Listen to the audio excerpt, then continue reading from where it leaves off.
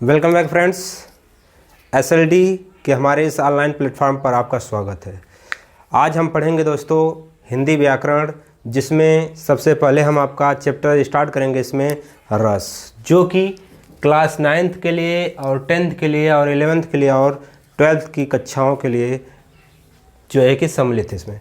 आइए रस के बारे में देखते हैं कि यह रस होता क्या है, कितने इसके प्रकार हैं, किस प्रकार से किस ट्रिक से आप इसे याद रखेंगे, और सब एग्जाम्पल और सब जो है कि इसकी परिभाषाएं हम आपको देते रहेंगे और बीच बीच में अच्छी अच्छी ध्वनि के साथ इसका हम लोग उदाहरण समझेंगे।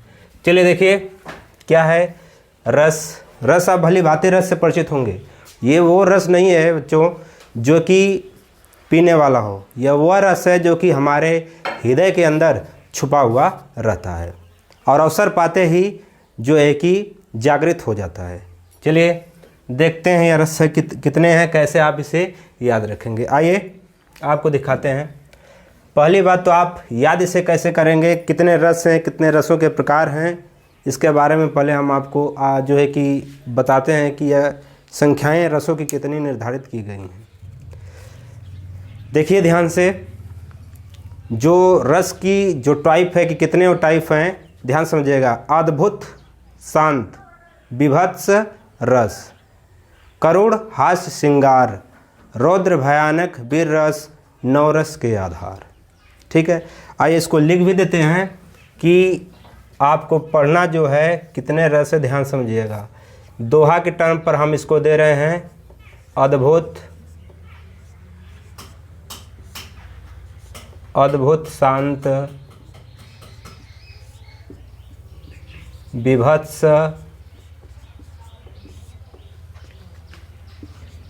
रस। ये दोहा के टर्म पर आपको हम दे रहे हैं कि आप कैसे याद रखोगे हमेशा के लिए। अद्भुत, शांत, बीभत्स रस, करुण, हास्य, श्रृंगार, करुण, हास्य, श्रृंगार। अद्भुत, शांत, बीभत्स रस, करुण, हास्य, श्रृंगार, रौद्र, भयानक, रौद्र, भयानक, वीर रस, रौद्र, भयानक, वीर रस, नवरस के आधार, नवरस के आधार। ठीक, अद्भुत, शांत, बीभत्स रस, करुण, हास्य, श्रृंगार, रौद्र, भयानक, वीर रस, नवरस के आधार। ठीक है, देखिए इसमें छुपा हुआ है कितने रस, 1 2 3। अद्भुत हो गया, शांत हो गया, विभत्स हो गया। 3 के बाद 4 है करुण रस, हास्य, हास्य, फिर श्रृंगार है, फिर रौद्र है, फिर भयानक है, फिर वीर है। और ये टोटल मिलाकर कितने हो रहे हैं दोस्तों, 9 हो रहे हैं। आप काउंटिंग गिन सकते हैं, पहला, दूसरा, तीसरा, चौथा, पाँचवा, छठवां, सातवां, आठवां, नौवां। इन 9 रस हैं।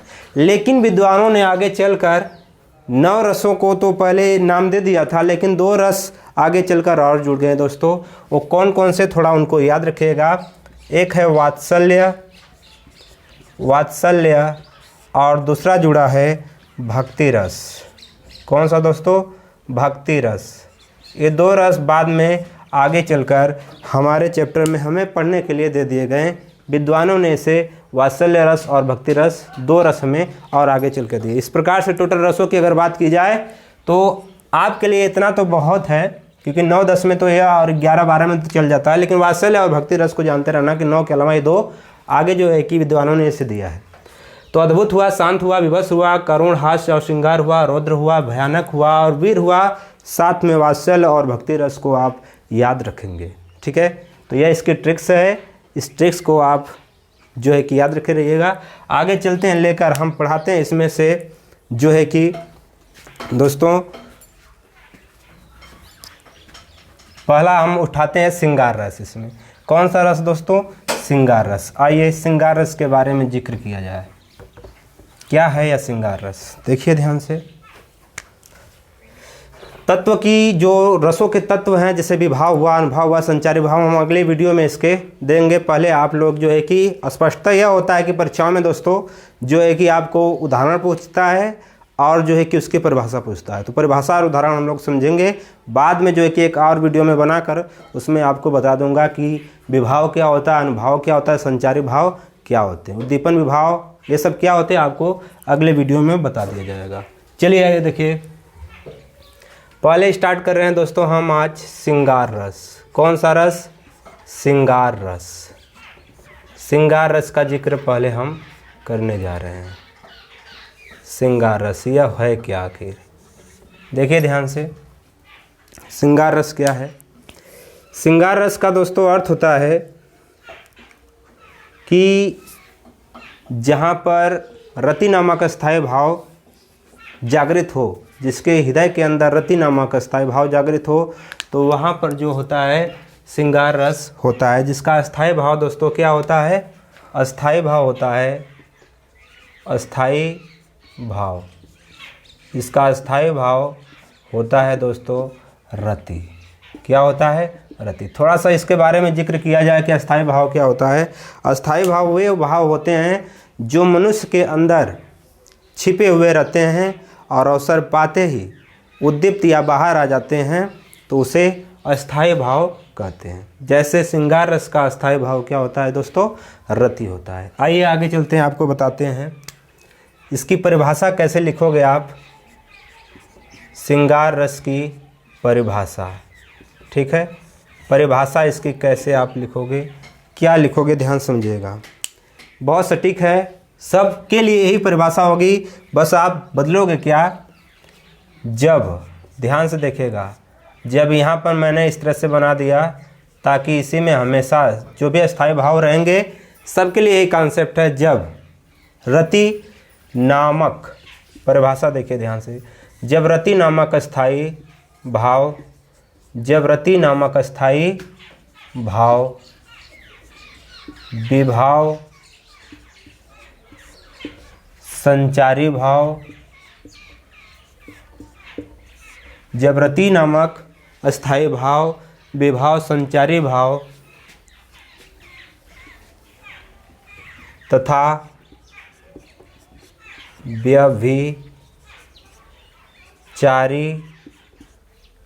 व्यभिचारी भावों में पुष्ट होता है, भाव में पुष्ट होता है, भाव में पुष्ट होता है, भाव में पुष्ट होता है, तब वहाँ श्रृंगार रस, तब वहाँ श्रृंगार रस, तब वहाँ श्रृंगार रस की उत्पत्ति होती है, उत्पत्ति होती है, उत्पत्ति होती है, अर्थात वहाँ पर रस जो आता है वह श्रृंगार रस आता है दोस्तों। ध्यान समझिएगा, जब रति नामक अस्थायी भाव, ठीक है, जब रति नामक अस्थायी भाव विभाव संचारी भाव तथा व्यभिचारी भाव में पुष्ट होता है, तब वहाँ श्रृंगार रस की उत्पत्ति होती है, अर्थात वहाँ श्रृंगार रस होता है। तो आपकी सब परिभाषाएं यही रहेंगी, बस रति जो अस्थायी भाव है इसके जगह पर बदल जाएगा और श्रृंगार रस की जगह पर जो आप परिभाषा लिख रहे हैं दोस्तों, वह जो रस हो वह परिभाषा आप यहाँ पर जो है कि परिभाषा के अंदर यहाँ पर रख दोगे। जैसे मान लीजिए कि आपको करुण रस की परिभाषा है, तो करुण का यहाँ पर अस्थायी भाव लिख देंगे और करुण रस यहाँ पर लिख देंगे, परिभाषा बन गई। सबके लिए यही है, हम रटवाने का काम नहीं करेंगे कि आप जो है कि रटिए परिभाषा, बस एक यहाँ पर रखिए और यहाँ पर रस का नाम लिख दीजिए, परिभाषा तैयार हो गई। सबके लिए परिभाषा दोस्तों यही रहेगी, एकदम सटीक ये ट्रिक्स है। तो आप लाइक और कमेंट जरूर कीजिएगा इस पर, ठीक है, लाइक बनता तो है इस पर ज़रूर, क्योंकि सभी के लिए परिभाषा दोस्तों हमने एक दिया, इसके अलावा कोई भी मत रटिए, पूरा नंबर आपको टोटल में टोटल मिलेगा। चलिए आइए देखते हैं आगे। सबसे पहले इसका हमें उदाहरण चाहिए, तो उदाहरण देखिए, उदाहरण देखिए दोस्तों, ठीक है, उदाहरण देखिए, उदाहरण देखिए,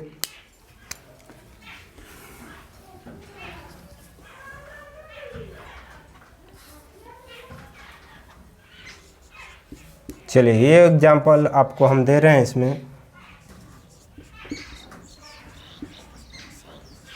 ध्यान से यह याद करिएगा आप।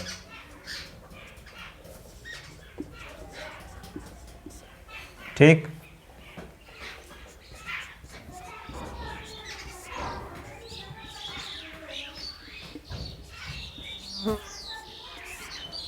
देखिए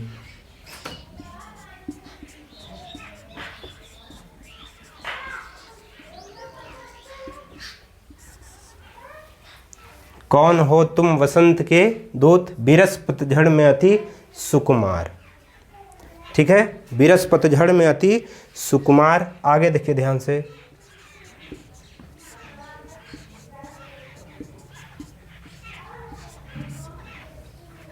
घन तिमिर में चपला की रेख,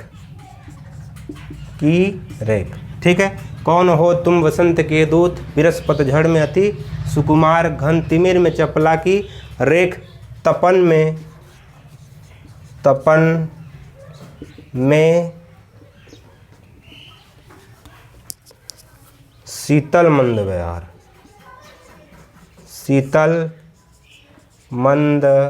बयार, ठीक, शीतल मंद बयार।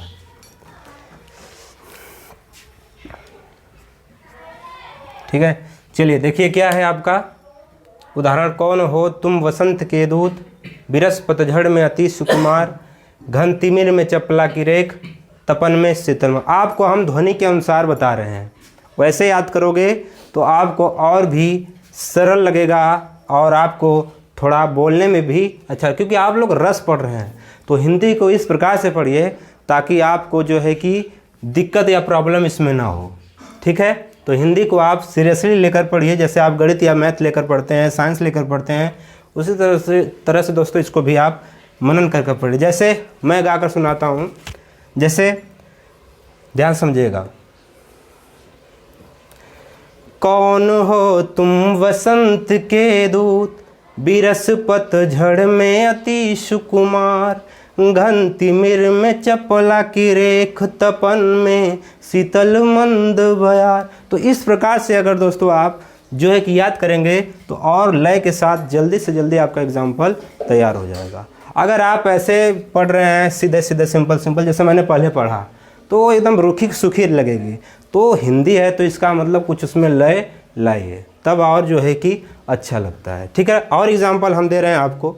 जैसे ज़रूर नहीं है कि यही आप इसको स्क्रीनशॉट भी लेकर जो है कि ले लीजिएगा, क्योंकि आप इसके बाद मिटाने जगह नहीं, इसलिए मिटाना पड़ता है। ठीक है, तो यह पहला एग्जाम्पल हुआ। दूसरा देखिए एग्जाम्पल, एक और दे रहे हैं एग्जाम्पल। जैसे दूसरा देखिएगा,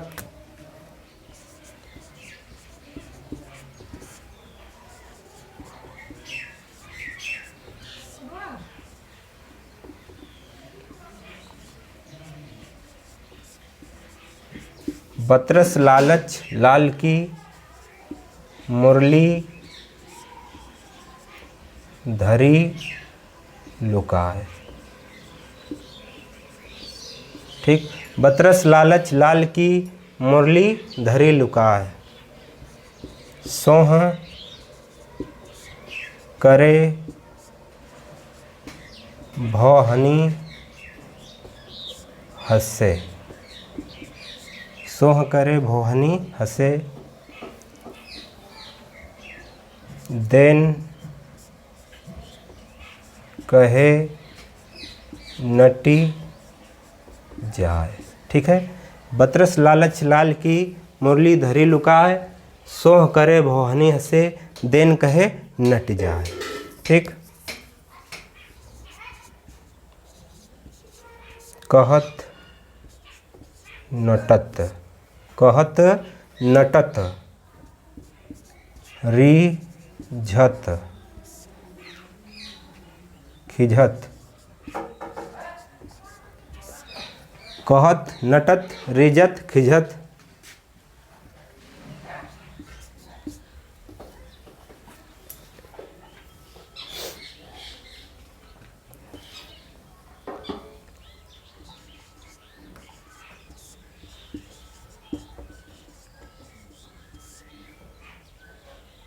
लजियाए। ठीक, कहत नटत रिझत खिझत, मिलत खिलत लजियाए। कहत नटत रिझत खिझत मिलत खिलत लजियाए। भरे भुवन में, भरे भुवन में करत है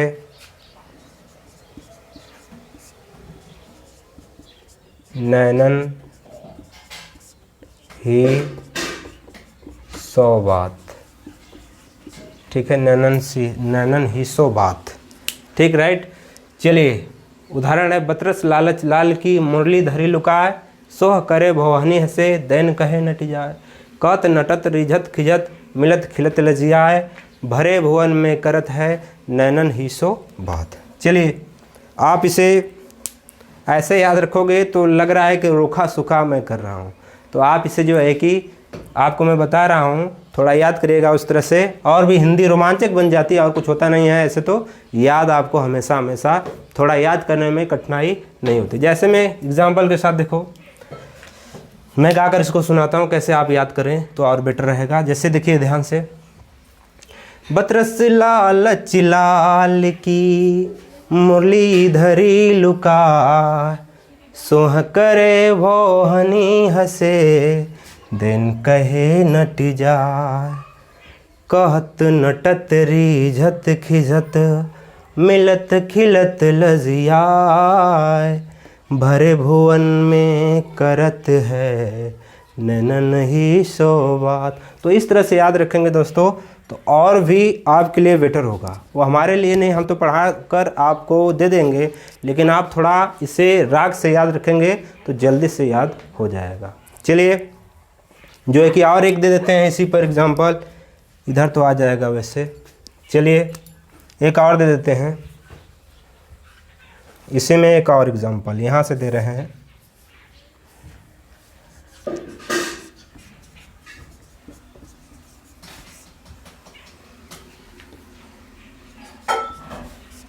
तन सकोच मन परम ओछाऊं, परम ओछाऊं। तन सकोच मन परम ओछाऊं। ठीक है, तन सकोच मन परम ओछाऊं, बूढ़ प्रेम, बूढ़ प्रेम, बूढ़ प्रेम लकी परहु न काहूं, लकी परहु न काहूं। ठीक है, बूढ़ प्रेम लकी परहु न काहूं। और देखिए, जाई समीप, जाई समीप, जाई समीप, याद रखेगा इसको। जाई समीप राम छवि देखी, राम छवि, छवि है देखी, राम छवि देखी। जाई समीप राम छवि देखी, रहिजन कुंवर चित्त अनुरेखी। रहिजन, रहिजन, रहिजन कुंवर चित्त अनुरेखी, रहिजन कुंवर चित्त अनुदेखी।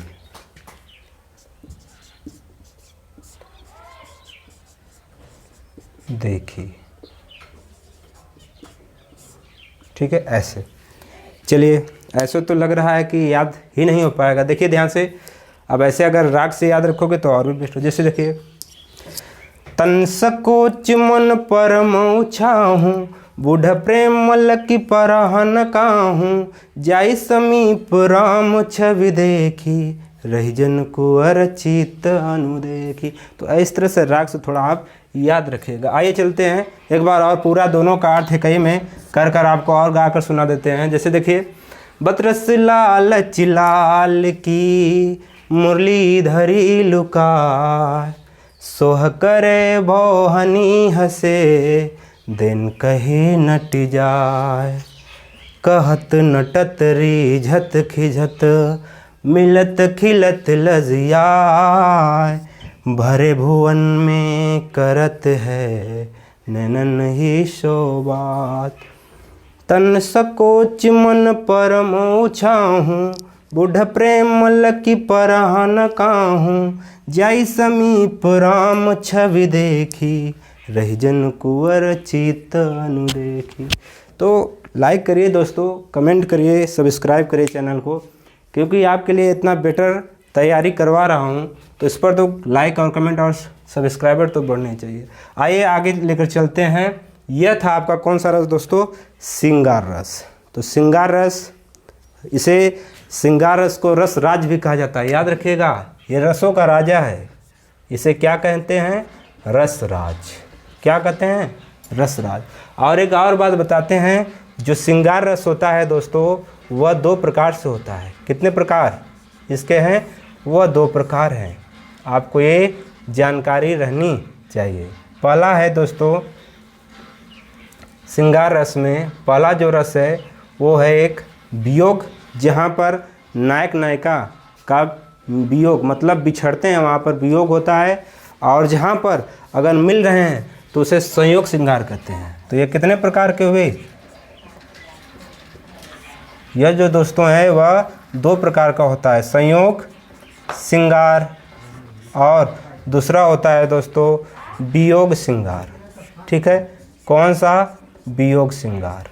ठीक है, तो पहला है दोस्तों संयोग और दूसरा है क्या? वियोग है। ठीक है, आइए चलते हैं, आपको बताते हैं संयोग श्रृंगार क्या है। जहाँ पर नायक नायिका का मिलन होता है वहाँ पर संयोग श्रृंगार होता है। कौन सा श्रृंगार दोस्तों?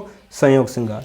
अगर बात करें वियोग श्रृंगार, तो जहाँ पर नायक नायिका का मतलब जुदाई, एक दूसरे से उनका वियोग होता है, जहाँ पर नायक नायिका का वियोग होता है वहाँ पर वियोग श्रृंगार होता है।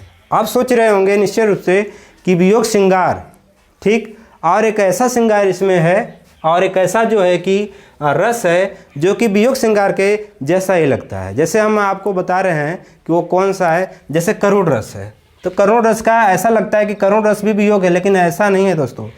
करुण रस, जो करुण रस है उसमें और वियोग में बड़ा ही अंतर होता है।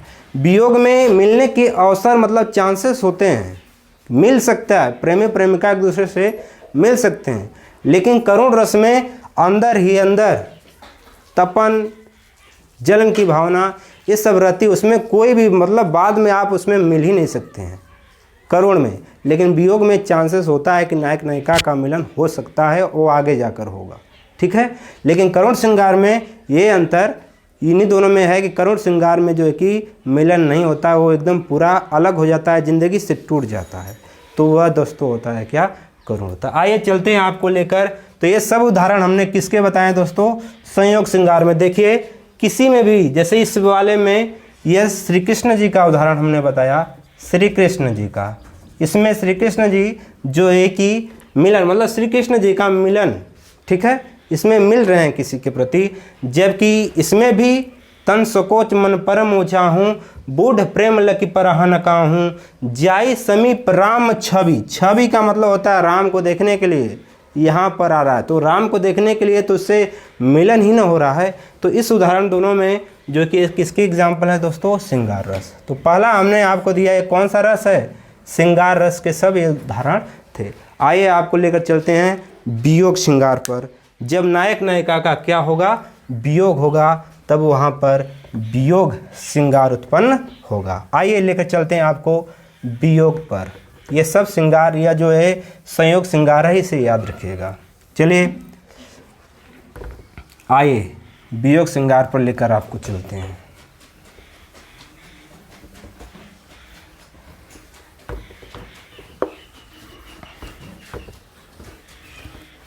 चलिए श्रृंगार रस तो पढ़ रहे हैं, लेकिन पहला हमने याद रखिएगा, पहला कौन सा पढ़ाया हमने आपको? संयोग का पढ़ाया। आगे श्रृंगार पर चलते हैं, वियोग वाले पर। वियोग श्रृंगार, तो क्या परिभाषा दोगे इसका? वियोग श्रृंगार की परिभाषा क्या दोगे? जब नायक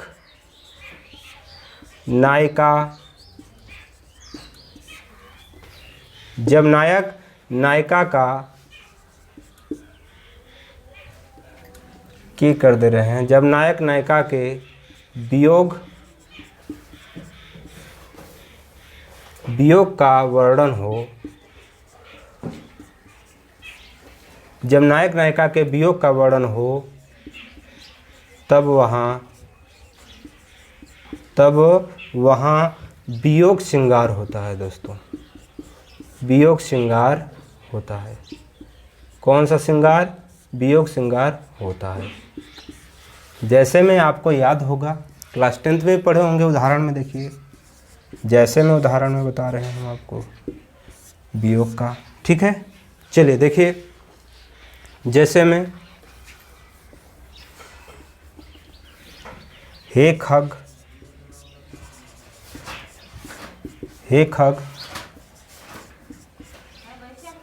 मृग है, हे खग मृग है, हे मधुकर श्रेणी, मधुकर